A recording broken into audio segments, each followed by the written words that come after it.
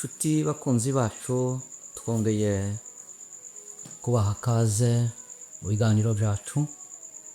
Turashimira Imana kuko yongeye kutubonera umwanya, tukaba twongeye komereza aho twari tugeze igice cya 4. Reka tutangire dushima Imana data wa twese tuye buturobera. Twongeye kugushimira kuri uno mwanya mwiza wongeye kuduha kugira ngo twongere tuvuge kugira neza kwawe. Sande mwami Imana kuko dukunda, sande uko babazi zawe kuri twebwe ari z'igiciro ma. Komeza utugire neza mwa uno mwanya tugiyemo, udufashe udushoboze data. Nawe twumva data ubashe kugenderera imitima yawe. Ubuhamya tugiye kuvuga ma, tugiye kuvuga kugira neza kwawe, tugiye kuvuga gukomera kwawe ma. Uha imitima ihanganye ibikomeze. Basubiye inyuma Mana, ongera bafate intege, ongera bagaruke mu nzira nyakuri. Agutumbira amenye kuko ari wowe baze ryo kwizera. Sandi kuko uri Imana igira neza mu izina rya Yesu. Amen. Komeje kubaha kaze muri no mwanya. Twari tugeze ahantu bavuga ngo tumaze usoma ijambo ry'Imana. Namaze usoma ijambo ry'Imana riri mu buhanuzi bwa Yesaya 42. Numva ko umutima wanje ikintu ko cyama kimanuka, numva ko umutima wanje ubohoka, numva ko kwakuremererwa, numva ko bushira muri je. Ndavuga ngo ni Imana igendereye. Numva ko ikintu cy'ubwoba cyari ku mutima waje kimvamo. Iyo joro narasohotse niyama kuri podium muri EPG. Ndasenga numva ko ninjira mu kirere cyo gusenga. Imana ingirira neza, ryaterabwoba rya Satani rashira muri je. Komeza ibihe byo gusenga, zo gushaka Imana. Mutima wanje ugira gusabana n'Imana.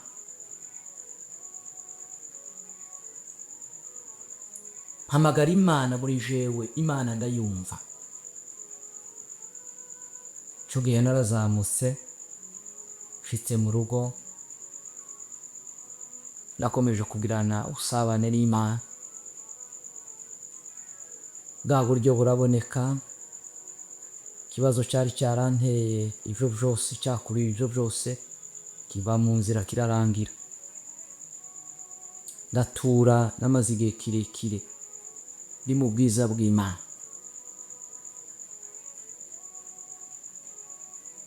Uburyo sasa naje gukorerwa deliverance nibwo ngiye kubabwira. Shuti, Imana yacu dusenga, Imana yacu irakomeye. Ni Imana ibohora, ni Imana izura, ni Imana ikora ibikomeye bya bindi ubona kuko byananiranye, kugira ngo ibikugoye byose bikuruhije ja ku mavu usenga Imana. Nta kindi cyagukura muri ibyo ngibyo uretse Imana. Nta kindi cyagukura muri ubwo busambanyi bukuboshe. Nta kindi cyagukura muri ubwo businzi bukuboshe.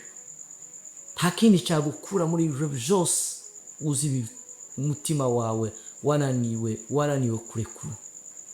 Usibye gusenga Imana, bahamagara ubwiza bw'Imana ukamanuka muri wewe. Mwabadamu mwe, mwabapapa mwe, nimuje ku mavi musenga Imana. Imana irabohora.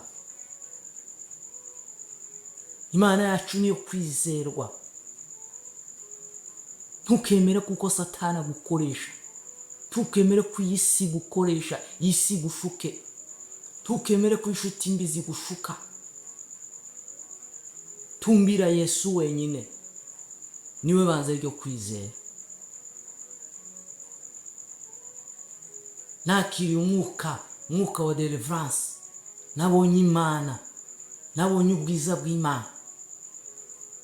Ngiye kukubwira uburyo Imana yangendereye, buryo nabonye Imana. buryo nasuwe n'Imana. Dukomeze tubane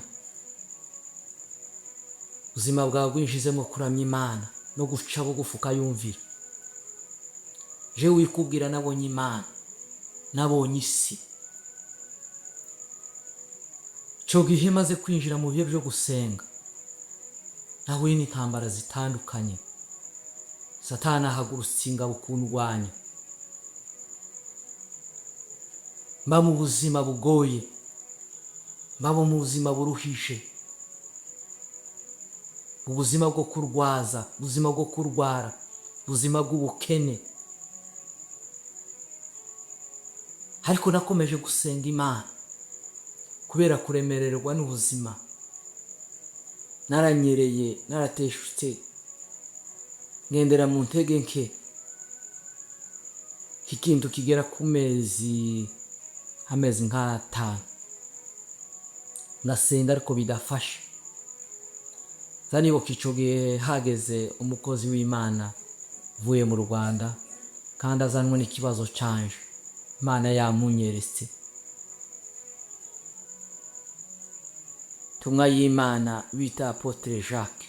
Imana imumugisha awari kandi Imana ikomeze imwambika imbaraga. Umukozi w'Imana ukorera Imana yaraje arantabara, ashika mu rugo iwanje akora gahunda. Cyo gihe naje ndakomera, ndahaguruka, menya yuko natewe. Ndavuga ati izi ni za mbaraga zahagurutse kwihorera. Nazamutse imisozi, manuka iyindi, nagiye mu nzuzi gusenga Imana, gushaka imbaraga zo kwibohora.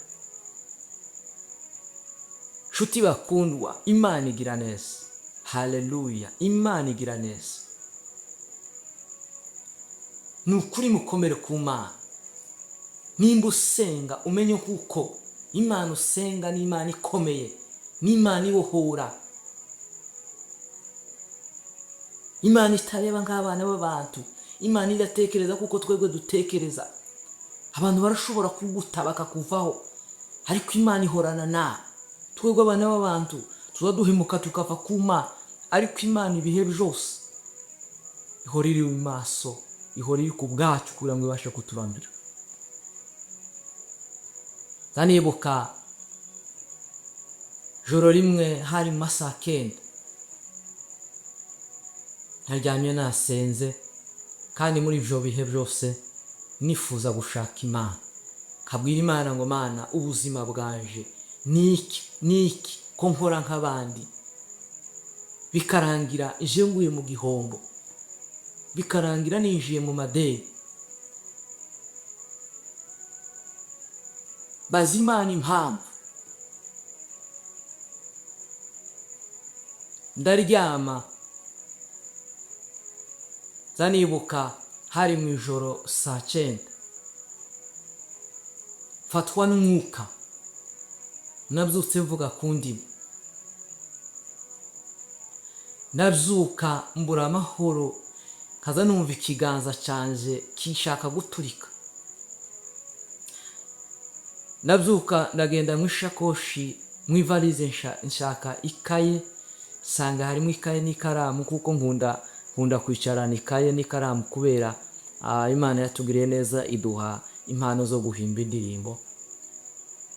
Nandika, fatwa n'umwuka wo kwandika amandiko. Nandika amandiko, nabyutse mvuga ku ndimi. Nandika amandiko mpaye mvuga ku ndimi. Mudamu aranumva araceceka. Ndakomeza ndandika ariko mvuga ku ndimi. Mpaye mfukumura amasozi. Byantwaye nk'ikintu cy'iminota nka 20. Ngo ndangize numva ko umwuka ugabanuka. Ndasenga ngo ndangize ndaryama. Iryo joro mpura n'Imana, mpura n'umwuka w'Imana, ikirere kiruguruka.